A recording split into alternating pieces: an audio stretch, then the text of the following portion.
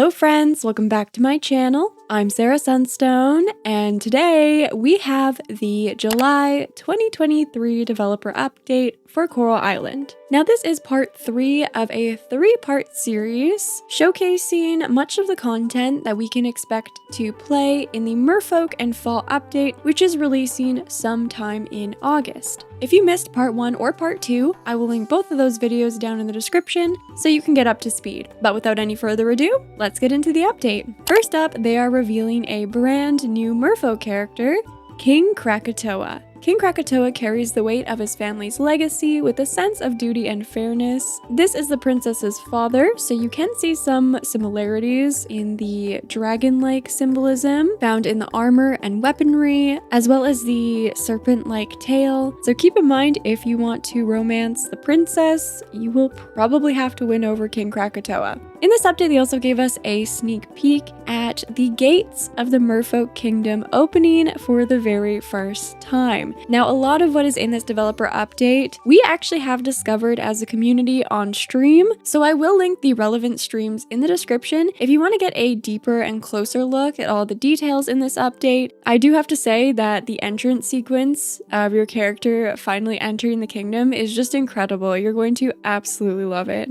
They also gave us a look at the interior of the Naga Palace, which you can see here both the king and the queen in their thrones. You can also spot Agung down here and then the player in the center. The interiors of the buildings that I've seen so far in the Merfolk Kingdom are just so stunning. Not only is the architecture super cool, but just the theming of all the interior decor is just so beautiful and so perfect for a Merfolk Kingdom. I mean, the art direction for this game is just brilliant, so I wouldn't expect anything else, but it still just blows me away every time when I see how beautiful everything in Coral Island really is. So yeah, this is just part of the palace and just one of the many interiors you can visit. Now, they're also teasing a little bit of the Merfolk storyline in this developer update. They say that we've witnessed the effects of the oil spill on Starlet Town, but now they're taking the story beneath the waves. The Merfolk storyline provides a unique perspective on the spill's impact under the sea. So here we can see the player with Denali and Agung,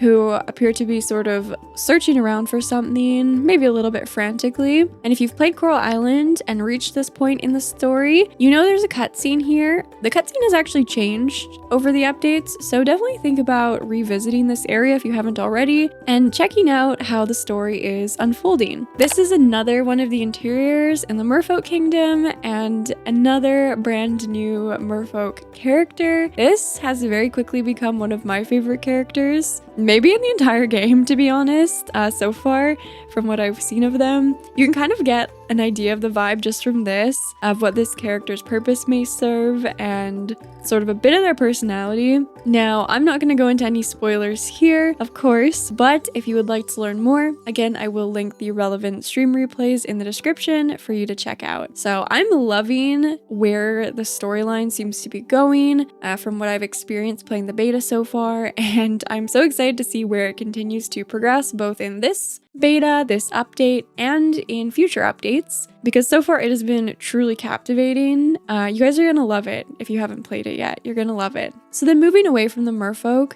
we are going to take a look at some additional pieces of lab equipment. There's actually a ton more available than what they've shown or mentioned so far, but one of the really cool devices that you'll be able to develop with laying at the lab is something called the auto trash collector.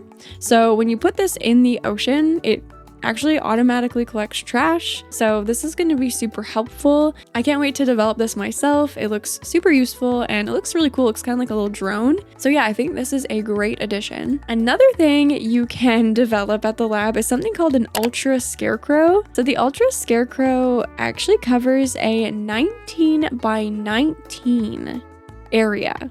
So this is huge. This covers a really big area. One thing I did want to point out from the look we're getting at it here is when the player interacts with the scarecrow, you actually see a drop down where you can show the range of it, but you can also change the appearance of it. So I'm wondering if there's like a few different designs you can choose from, or maybe you can customize the appearance a bit. I'm not sure because I haven't, checked it out myself, but I think that sounds really cool. So I'm excited to check that out as well. Next up, for all you achievement hunters, they have now implemented game achievements for the next update. So there's apparently 52 achievements awaiting us. This one they're showing here is This is Coral Island. I'm actually kind of nervous because I'm wondering when I boot up my main save how many I'll just automatically unlock. I love the idea of achievements for Coral Island, and the icon here looks really cute. I've seen some other ones in the beta, they're really cute looking. So in the last developer blog, we got to take a look at some of the equipment we can use on the ranch, but the team has added a touch of realism to make your ranch feel more alive. So any animals that receive love through petting, feeding, and product collection may now actually take little daytime naps and peacefully snooze in the night. So just a little indicator to show that they are happy, they're just hanging out, they're having a nice little snooze.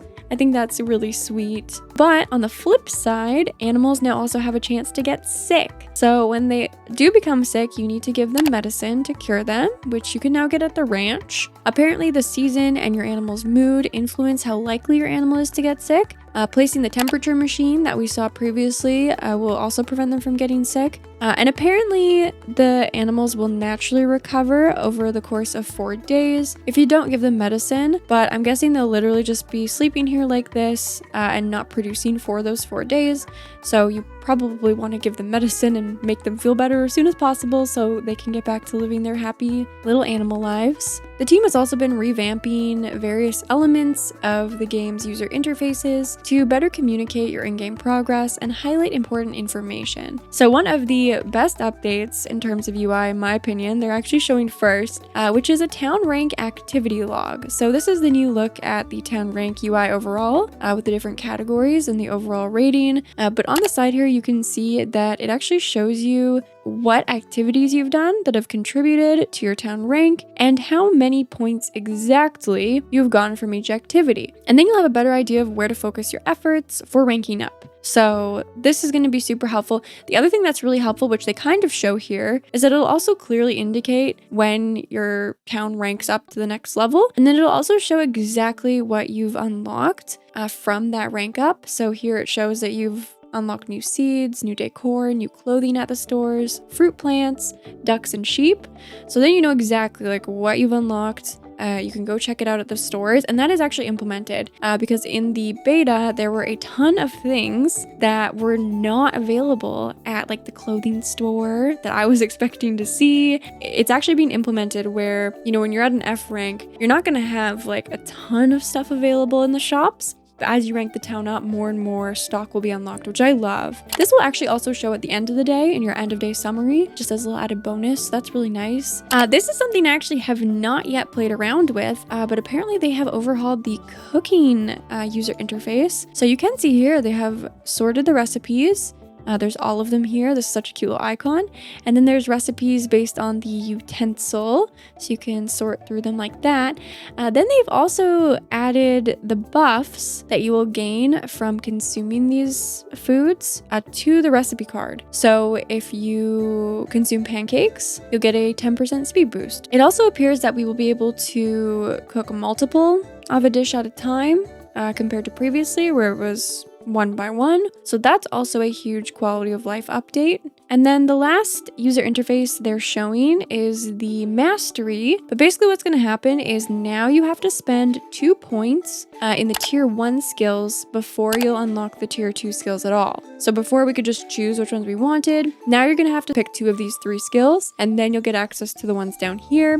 Makes sense. So the last new thing that they're sharing in this month's developer update is something called Slice of Life events. Now this is a new feature that I am really excited about, and I actually experienced in my time playing the beta, but I had no idea that I was experiencing it, okay? Basically, these are little cutscenes that are going to showcase the everyday happenings of the community. So they're not hard events. They're not based around any one specific NPC. You don't need to get a certain number of hard hearts with a certain character to unlock it, but they're bringing together a wider cast of characters and they just unfold naturally as you experience the game. So it's so cool to just have these cutscenes, these little mini movies kind of happen when you're wandering around town just naturally. It gives so much more life to the game, even more than what's already there. So they gave us a little sneak peek at the fun stuff. It looks like Sam is, well, he's dancing. I'm not sure what kind of dance,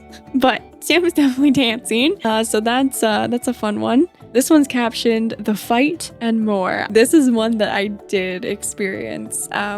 It was very intense. It was very intense to witness. Lots of spice, lots of tea. So I'm loving this already. I can't wait to see more, especially now that I know this is a thing. This one specifically, I was like, is this Kira's event or Bree's event? It's just a slice of life event. So you get to know more about the characters too, and like how they relate to each other, kind of how they feel about each other too. Like, it's so interesting. You guys are gonna love this. And then just to wrap up the developer blog, they did remind everyone about the charity cosmetic DLC, which is still available. 100% of publisher and developer proceeds will benefit Coral Guardian, which is a non-profit organization with the mission to protect and restore coral ecosystems worldwide. Now, something they actually did not share here for whatever reason, which I think is important for you guys to know, is now when you get the Ocean Guardian charity pack, or if you already have, you're actually going to get crafting recipes for the chest and the scarecrow. They heard you guys, they heard your requests, your wants, they delivered. So that's really exciting. Now you can have as many of the chests and scarecrows or whale crows as you would like.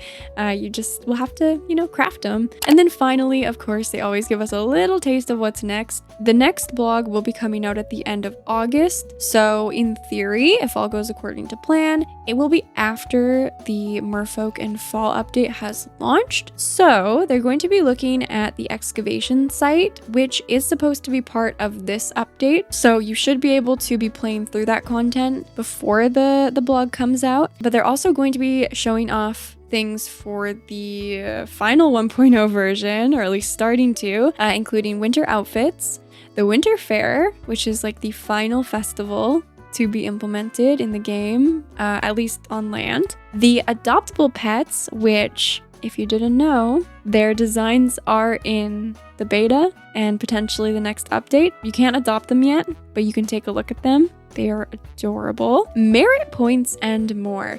So I think finally, my friends, I think we have a name for the symbol. We've been like, what is this? So in the user interfaces, there's now this symbol beneath the coral coins, and we've had this as an emote for most of the streams just because we're like, what is this new like beta symbol? Is this a currency? Is this an award? We think it has to do with the town rank to some extent, but I'm guessing, this could be off, but I'm guessing that's what merit points are, and we're gonna learn more about that at the end of August. So that is another super full and exciting developer blog from Stairway Games. Again, just to reiterate, this is all content that will be coming out in the next update, releasing sometime in August, but there is a beta out that's currently available for anyone to play. You just have to opt into it on Steam. The instructions are on the Stairway Games Discord under announcements. Again, if you missed part 1 and part 2, showing off the other 2/3 of the content, those will be linked in the description,